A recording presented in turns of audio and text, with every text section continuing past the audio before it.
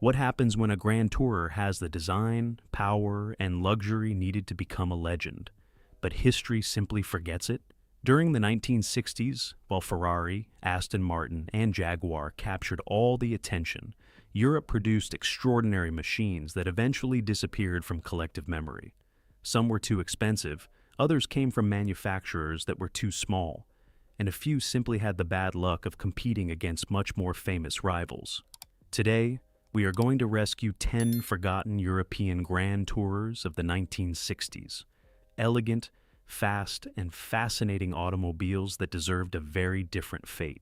1962, Rivolta 300. It is difficult to imagine today, but a company famous for building the tiny Isetta decided that its next major step would be to challenge Ferrari, Maserati, and Aston Martin. The result appeared in Turin in 1962, the Rivolta OR 300. An automobile conceived as a true Grand Tourer, capable of carrying 4 people for hundreds of miles in comfort without sacrificing performance. Renzo Rivolta assembled an extraordinary team for the project. Giotto Bizzarini, fresh from Ferrari, worked on the engineering, while a very young Giorgetto Giugiaro, then at Bertone, designed that restrained and perfectly proportioned body. Underneath was yet another surprise. Instead of developing a complicated Italian engine, ISO installed the robust 5.35-liter Chevrolet 327 V8, related to the one used by the Corvette, and tuned here to produce around 300 horsepower. But calling it simply an Italian car with an American engine would be unfair. It had a De Dion rear axle, a limited slip differential, and disc brakes on all 4 wheels. It could exceed 130 miles per hour, while its interior offered leather, wood trim, and even power windows as standard. And here is the irony. ISO achieved exactly what it wanted. The IR 300 was fast, refined, technically sophisticated, and exclusive enough to compete among the great European GTs. However, only around 800 examples of the Rivolta family were built, and shortly afterward, the spectacular ISO Grifo ended up becoming the brand's great star. And so, the automobile that transformed ISO from a manufacturer of small vehicles into a builder of genuine Grand Tourers was left living in the shadow of its own legacy. 1967, BMW-Glas 3000 V8. Some automobiles are forgotten because they failed. This one, however, was almost erased because its manufacturer ceased to exist while it was still in production. The Glas had been created as the small German company Hans Glas's great leap into the world of Grand Tours. Pietro Frua designed a low and elegant body with proportions so Italian that it was soon compared with Maserati. Beneath the hood, however, was a V8 developed by Glas itself, which would eventually grow to 2,982 cubic centimeters and 160 horsepower. That was enough to take this sophisticated 4-seater to around 124 miles per hour. Then something unusual happened. In 1967, BMW acquired Hans Glas. Most of its models disappeared quickly, but there were outstanding contracts with Frua to continue supplying bodies. So, BMW inherited an elegant GT from another brand that did not really fit into its plans, and decided to finish it. It received a few revisions, the BMW badge appeared on the body, and one of the strangest curiosities in the company's history was born. In promotional material, it could be found identified as both the Glas and 3000 V8. BMW even considered replacing its V8, the 6-cylinder engine from the future 2800. But abandoned the idea because the new E9 Coupe was about to arrive, and that practically sealed its fate. Between June 1967 and May 1968, only 418 units were built. After that, the project disappeared and BMW's new coupes took its place. 1964, Jensen CV8 Mark II. At first glance, the CV8 could seem too strange to be one of the fastest automobiles of its time. And perhaps that was where part of its problem began. Its divided front end, angled headlights, and fiberglass body never had the conventional elegance of an Aston Martin DB5. But beneath that peculiar appearance was something much more serious. During production of the Mark II, Jensen adopted the enormous 6.3-liter Chrysler V8, normally paired with a torque-flight automatic transmission. The result was brutal for a 4-seat Grand Tourer. Period tests recorded a top speed of around 136 miles per hour and acceleration close to 6.7 seconds from 0 to 60 miles per hour, figures capable of troubling considerably more famous sports cars. The Motor magazine even described the CV8 as the fastest complete 4-seater it had tested. But Jensen was not simply trying to build a British muscle car. The engine was positioned far back behind the front axle. The Mark II received electrically adjustable Armstrong Selectoride rear shock absorbers, and the cabin was designed to cover long distances with 4 occupants. It was exactly the philosophy of a Grand Tourer, only executed in a rather unconventional way. And there is one curiosity that perfectly summarizes its character. In 1964, a CV8 managed to tow a caravan at more than 100 miles per hour, approximately 160 kilometers per hour, during a demonstration at Duxford. Few things could be more absurdly British than proving that an automobile had more than enough power in that way. Even so, the entire family reached only around 500 units, and shortly afterward, the spectacular Jensen Interceptor ended up overshadowing it almost completely. What do you think? Does its strange design explain why it was forgotten? Or did the CV8 deserve to become a British legend? Leave your answer in the comments. 1967, Monteverdi High-Speed 375S. Peter Monteverdi knew Ferrari perfectly well. In fact, he had been one of its dealers in Switzerland, but after breaking off his relationship with Maranello, he made a decision far more ambitious than simply selling another brand, to build his own Grand Tourer capable of challenging Ferrari. That was how the high-speed 375S appeared in 1967. Monteverdi did not try to copy the Italian formula. He commissioned Pietro Frua to design an extremely low and elegant body, built a tubular chassis in Switzerland, and installed an enormous Chrysler V8 at the front. The result? Combined European precision with the almost disproportionate power of an American automobile. Depending on the configuration, it could use engines of up to 7.2 liters and around 450 horsepower, enough to exceed 149 miles per hour. But what was truly fascinating was how it was built. The chassis began its life in Switzerland, received its mechanical components there, and then traveled to Turin so that Frua could install the body by hand. Once completed, that sophisticated GT returned as an automobile practically built between two countries, and its rarity reached absurd levels.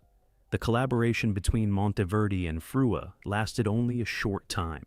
In 1969, production moved to Fiesole, and the design changed. According to Bonhams, only 16 of the early high-speed 375S models were completed, 10 with Frua bodywork and 6 later examples by Fiesole. In other words, Monteverdi managed to create one of Europe's most exclusive and fastest GTs, but in quantities so small that almost no one had the chance to see one. While Ferrari and Aston Martin were building legends recognizable anywhere in the world, Switzerland had quietly created a rival capable of challenging them and then practically disappearing from the roads.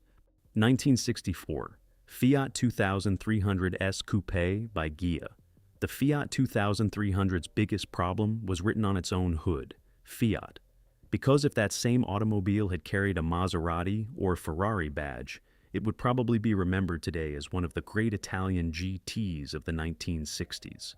Its body had been created by Ghia, with first Sergio Sartorelli and Tom Ciarda, taking part in a design with clean lines, an enormous glass area, and a distinctive rear window divided into 3 sections. Inside, it did not look like a conventional Fiat either. Veglia instruments, a wooden Nardi steering wheel, power windows, and real space for 4 occupants. But there was something even more interesting beneath the hood. The 2.3-liter 6-cylinder engine, derived from a design by Aurelio Lampredi, received 2 twin-barrel Weber carburetors, higher compression, and other adjustments associated with Abarth for the S version. The result was around 136 horsepower, accompanied by power-assisted disc brakes on all 4 wheels, and a top speed close to 121 miles per hour.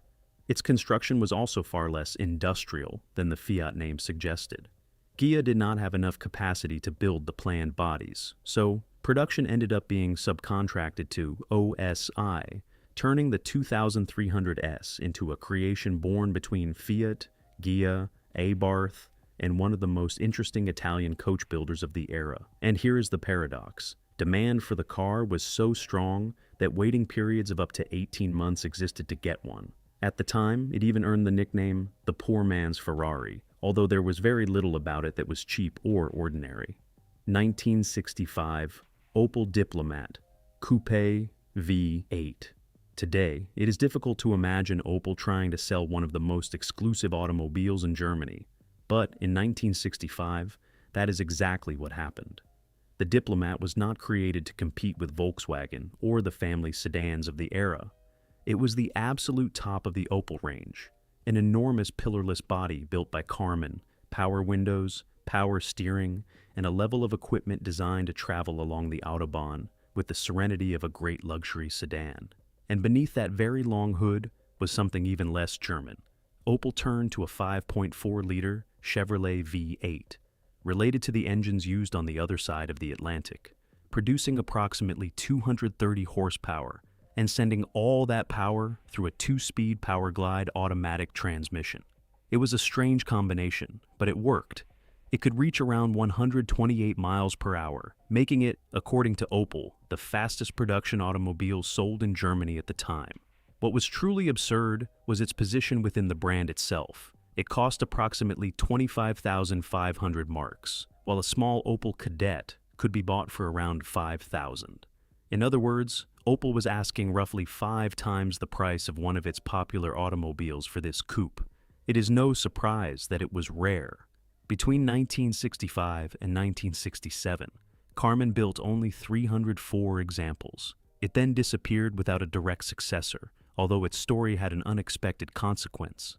The Diplomat would serve as the starting point for the Coupé Diplomat prototype, whose evolution would eventually give rise years later to the exotic bitter CD. Did you know about this completely different side of Opel? Tell me in the comments, because it is probably one of the most unexpected cars on this entire list. 1964 Gordon-Keeble. This car had almost every ingredient needed to become a legend. Italian design, British engineering, an American V8, and performance capable of challenging Aston Martin. What is incredible is that its greatest enemy ended up being the very company that built it. The story began when John Gordon and Jim Keeble experimented with installing a Chevrolet engine in a car for an American racing driver. The idea worked so well that they decided to create something far more ambitious. The chassis traveled to Bertone, where a Giorgetto Giugiaro, who was only 21 years old, designed the body. The first prototype was completed in less than a month in order to reach the 1960 Geneva Motor Show.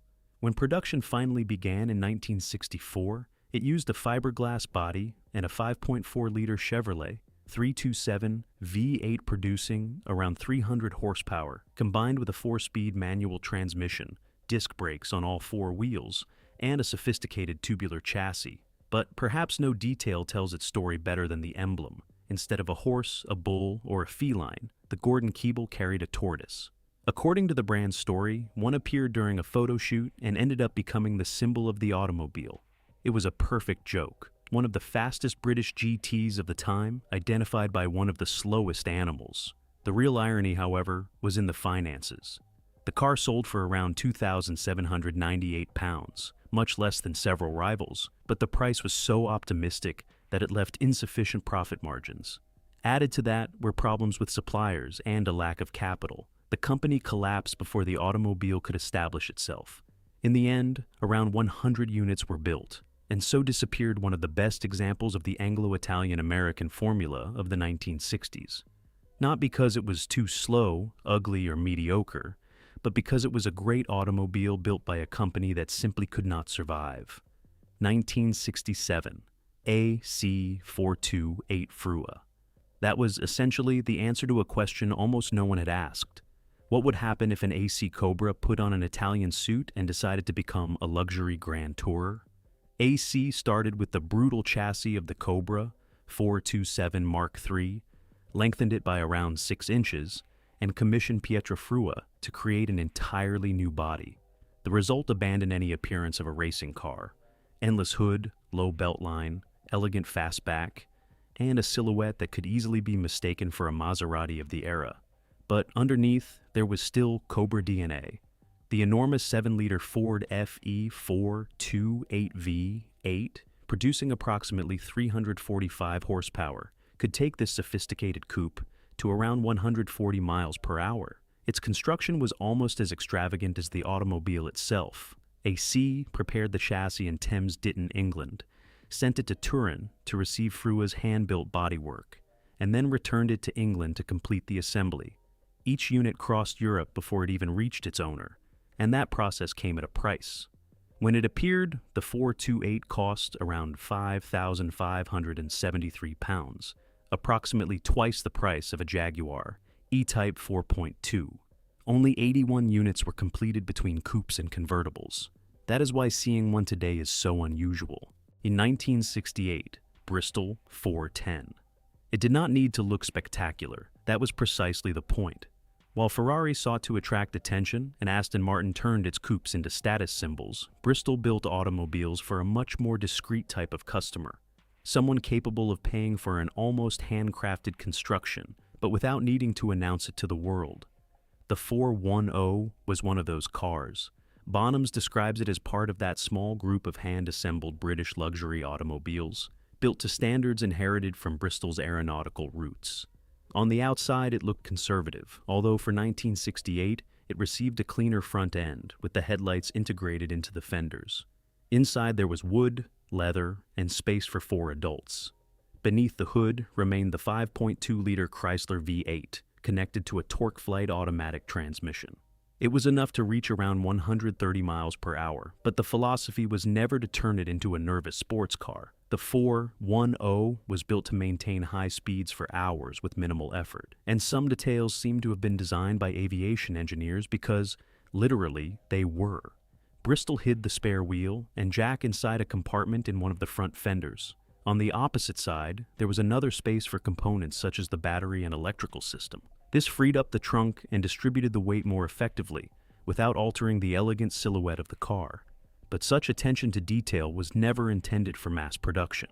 Between 1968 and 1969, only 79 examples were built according to Bonhams. 1964, BMW 3200 CS. Before the 2000 CS, before the elegant E9, and decades before BMW's large coupes became a category of their own, there was an automobile that practically anticipated all of that. The 3200 CS appeared as a prototype at the 1961 Frankfurt Motor Show and entered production in early 1962. BMW turned to Nuccio Bertone to design its body, creating a long, low coupe that was far more modern than the large post-war BMWs from which it was derived. But beneath that Italian appearance survived a piece from another era of BMW, the 3.2-liter aluminum V8, producing 160 horsepower. It was the final representative of BMW's post-war V8 family and allowed the 3200 CS to reach approximately 124 miles per hour. A very serious figure for a luxurious 4-seater from the early 1960s. And that is what makes it fascinating. This car was not simply an ending, it also seemed like a preview. Its clean proportions, large glass area, and the shape of the rear pillar anticipated part of the design language that would eventually become associated with BMW coupes for decades. Commercially, however, it arrived at the worst possible moment. BMW was gradually abandoning those enormous and expensive V8 automobiles to focus on mid-size models, precisely the segment that would ultimately save and transform the company. The 3200 CS cost 29,850 marks, was sophisticated, fast, and luxurious, but it never managed to become a success. BMW confirms only 603 coupes built between 1962 and 1965, in addition to a single convertible built to special order. After that, there was no direct successor. 3 years later, the era of the famous E9 coupes would begin. Many of these cars had everything needed to become legends. What they lacked was time, production, or simply the luck of carrying the right badge. But now, I want to know your opinion. Which of these forgotten grand tourers of the 1960s deserved much more recognition? Leave your answer in the comments. And if you want to discover the most spectacular side of European design from this same decade, watch our video about the most beautiful European cars of the 1960s. There, some of the most elegant machines ever created are waiting for you.